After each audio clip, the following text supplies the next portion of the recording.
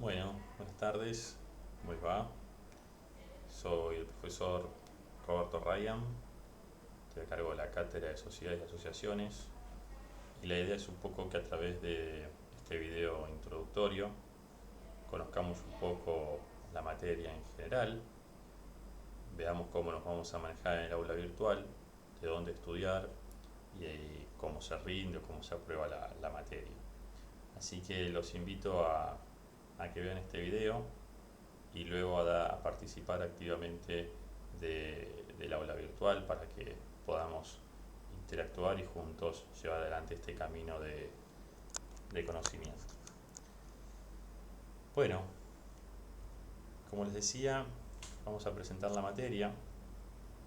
La materia se llama Sociedades y Asociaciones.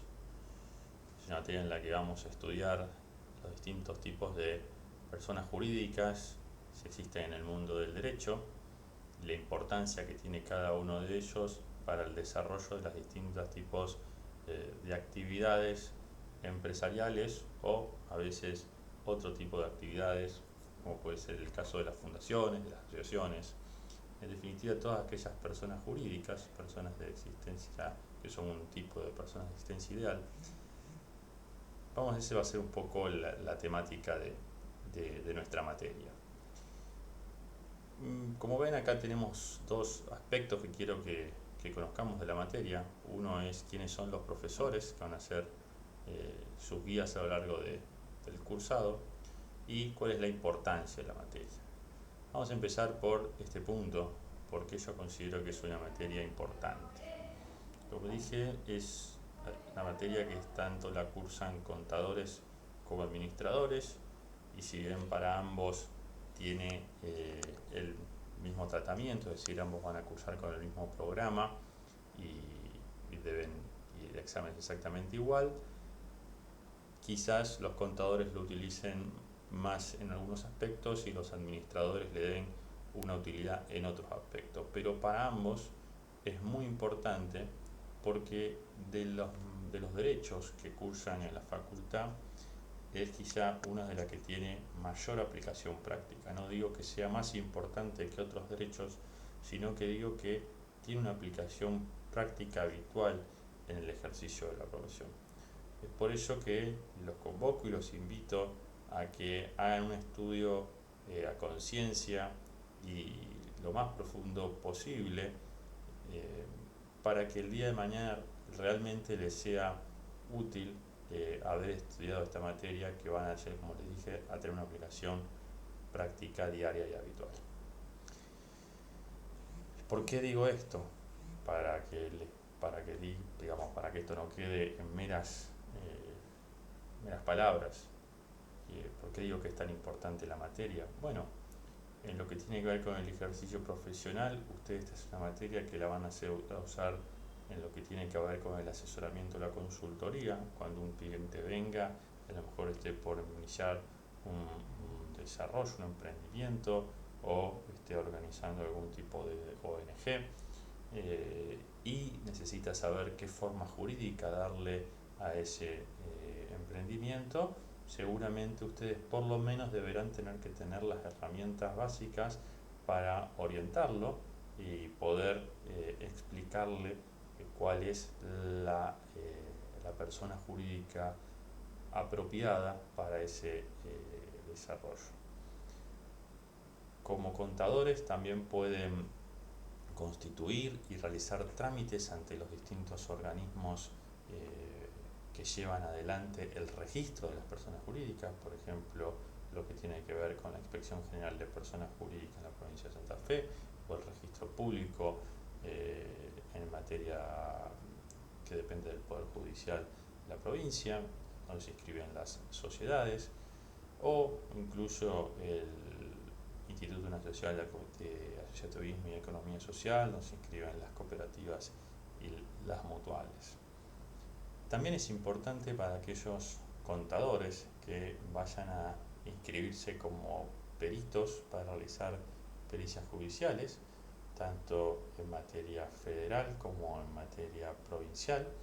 Es importante que ustedes conozcan en cierta profundidad la materia, porque muchas veces en lo largo de esas pericias les van a hacer preguntas que tienen que ver con la conformación del órgano de administración de una sociedad, o si una sociedad está debidamente registrada, o si lleva sus libros en debida forma, y todas esas cuestiones van a ser tratadas a lo largo de la materia.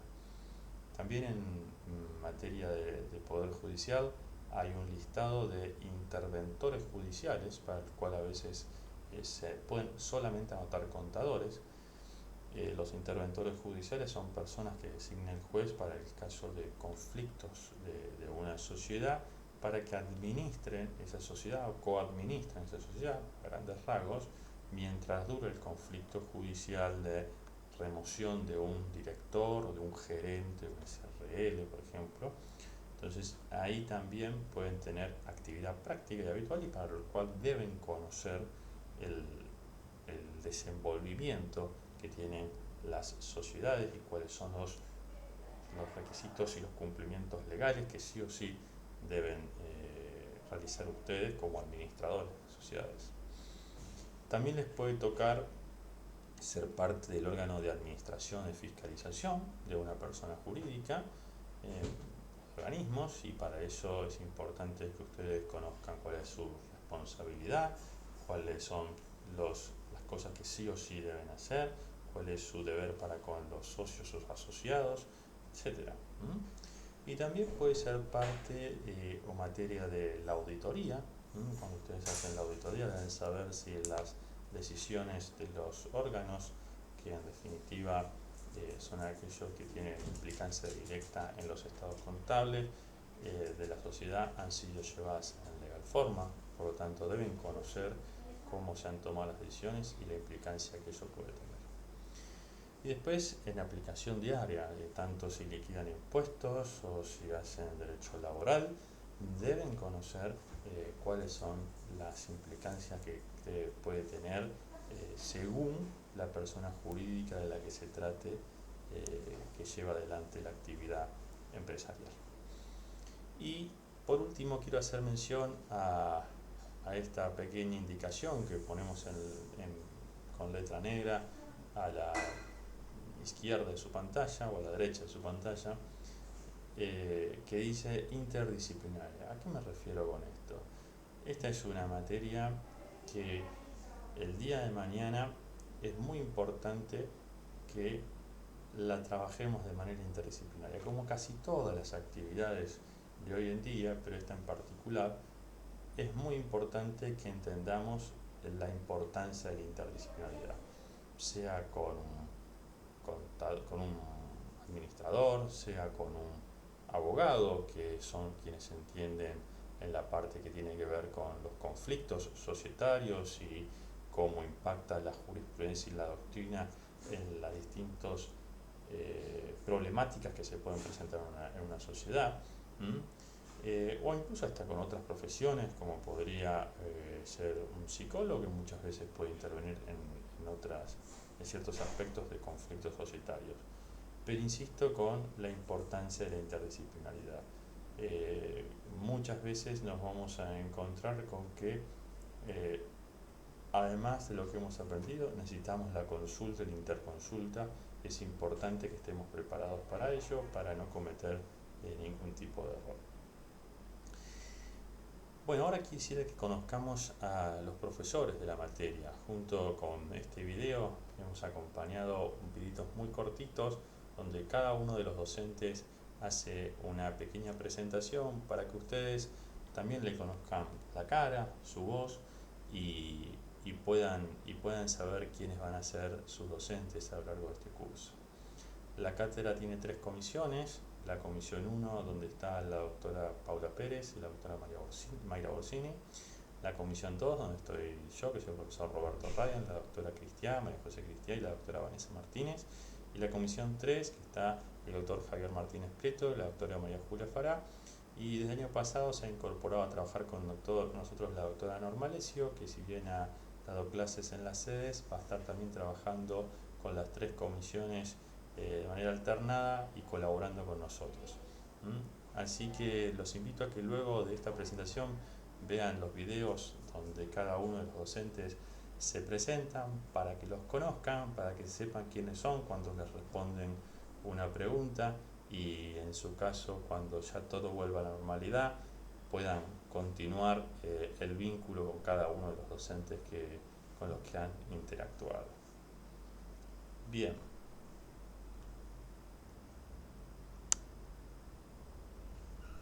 ¿Cómo vamos a manejarnos con esta nueva metodología del aula virtual? ¿Cómo vamos a trabajar con el aula virtual? Bueno, todos se deben haber anotado en comisiones, en la comisión 1, en la comisión 2 o en la comisión 3. Sin embargo, en lo que tiene que ver con el trabajo a través del aula virtual y en lo que tiene que ver fundamentalmente con el material de estudio, vamos a trabajar de manera unificada, es decir, el material de estudio que vamos a subir va a ser único para todas las comisiones, es decir, no van a encontrar dentro del aula virtual 3 comisiones, va a ser una única comisión.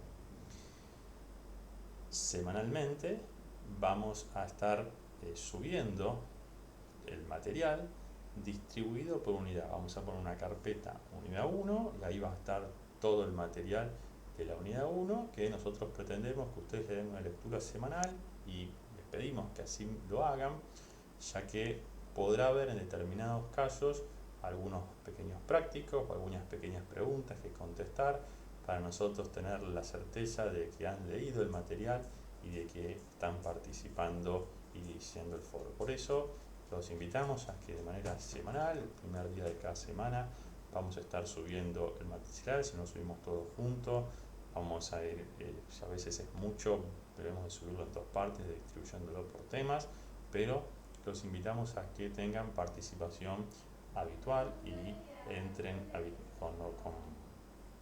con regularidad al aula virtual. Entonces, como dijimos, el material de estudio único para toda la cátedra y para todas las comisiones. Sin embargo, sí nos vamos a dividir por comisiones a la hora de los foros de consulta. Vamos a tener un foro de consulta general para lo que tiene que ver con el funcionamiento de la materia. Ahí puede ir en esos foros de consulta, va a haber un foro de consulta por cada comisión.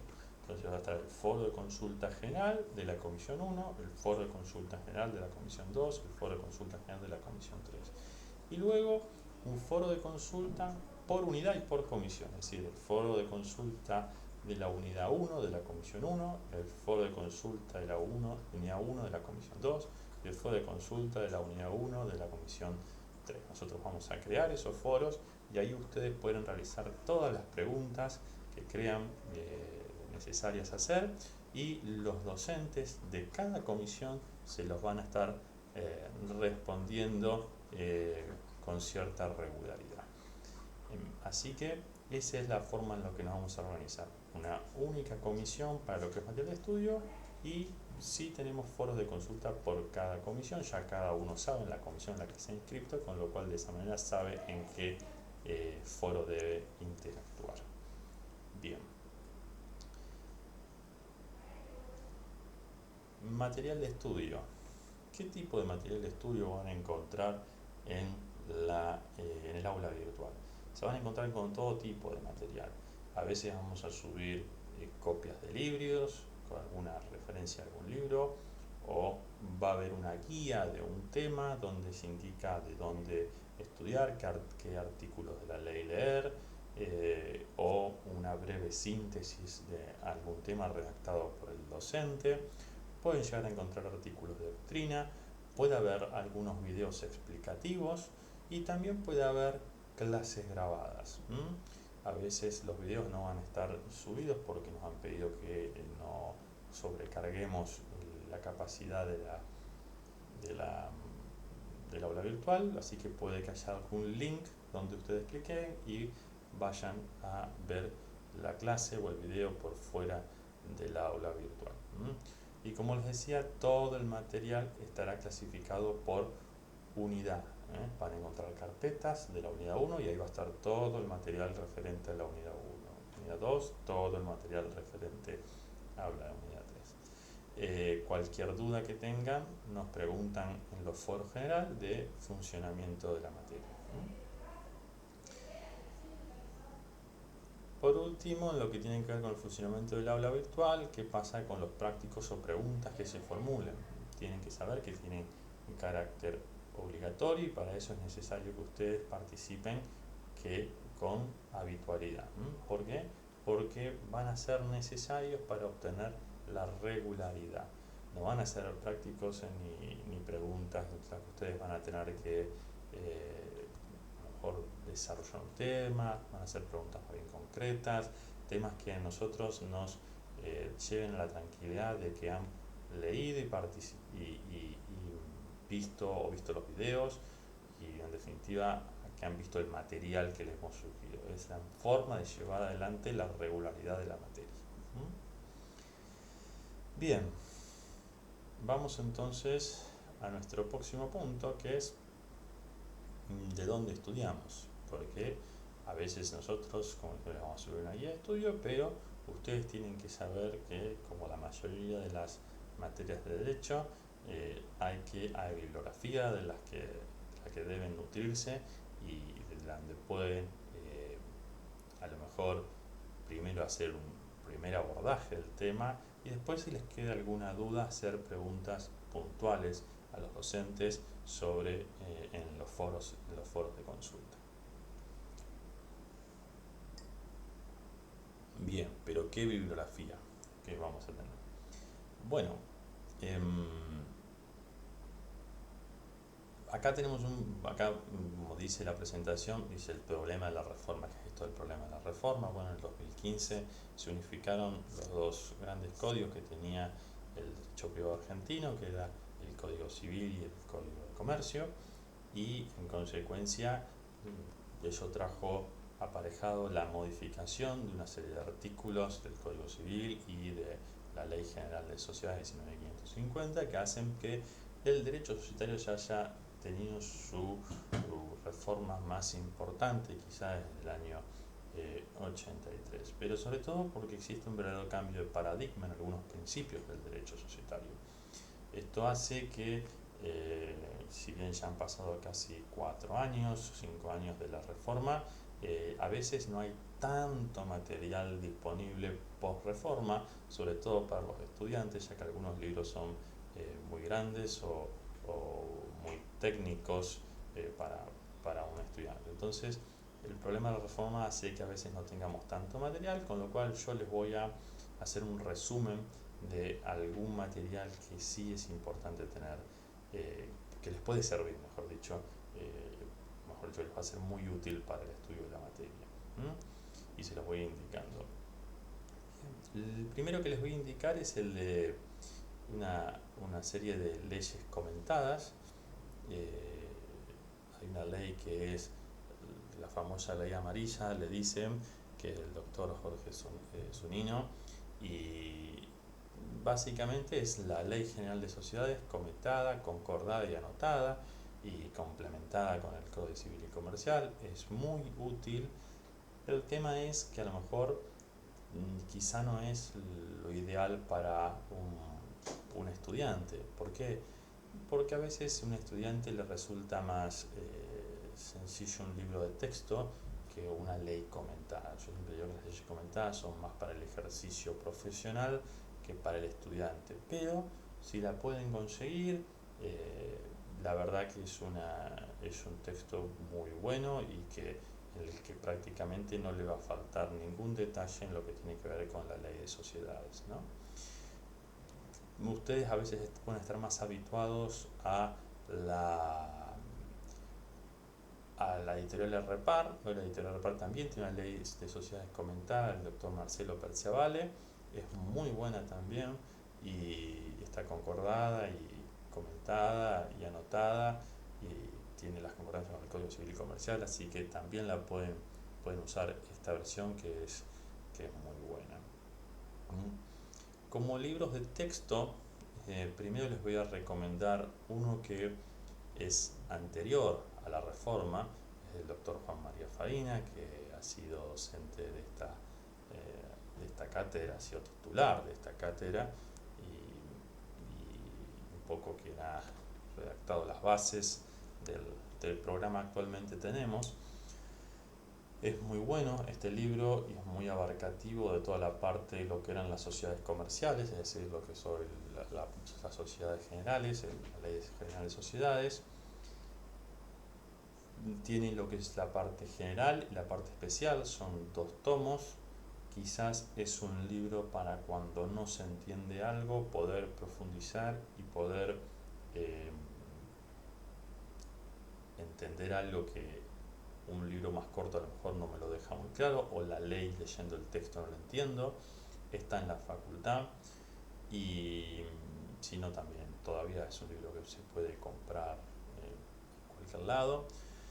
Se llama Derecho de las Sociedades Comerciales, es del doctor Juan María Farina y de la editorial Astrea, y es un muy buen libro. Bien. Luego, como libros ya que eh, son posteriores a la reforma y abarcan una parte importante de la materia, podemos mencionar 2 especialmente. Uno que es el libro llamado Personas Jurídicas, que es de la doctora Gabriela Calcaterra y el doctor Lisandro Haddad, y en realidad es de varios docentes rosarinos, porque está hecho por la Cátedra de Derecho Societario de la Facultad de Derecho de la Universidad Nacional de Rosario, y es un libro bueno para el estudiante, tiene los conceptos más bien básicos, pero es muy bueno para el estudiante para poder tener una mirada técnica y formal de la materia. Luego está el libro del doctor Ricardo Nissen, actual director de la Inspección General de Justicia en Buenos Aires, que es la autoridad de control de las sociedades anónimas en la Ciudad de Buenos Aires. Así que es un libro interesante, Curso de Derecho Societario se llama, tiene solo la parte referida a la Ley General de Sociedades, no tiene la parte de asociaciones civiles, fundaciones o cooperativas, pero es un libro post-reforma, con lo cual también les puede ser muy útil. Es de Editorial Hammurabi y también lo pueden conseguir online a través de la editorial. Y por último, les voy a recomendar el Código de Comercio Comentario Anotado del doctor Rouillon, en especial solamente el tomo 3, ya que son varios tomos, pero el tomo 3 que habla de las sociedades comerciales es un libro anterior a la reforma, por eso se llama Código de Comercio. Y este libro yo lo recomiendo puntualmente para lo que es el tratamiento de las sociedades anónimas. Hay algunas reformas en materia de sociedad anónima por la incorporación de la sociedad anónima unipersonal, pero en general el resto de los aspectos vinculados a la sociedad anónima no han tenido modificaciones y se puede estudiar del Código de Comercio. Además, es un tema que ha sido abordado en este código por el doctor Cristian, que fuera anterior titular de la cátedra, así que lo recomiendo mucho para el tratamiento de sociedades anónimas y está tratado con mucha profundidad el tema. Perdón.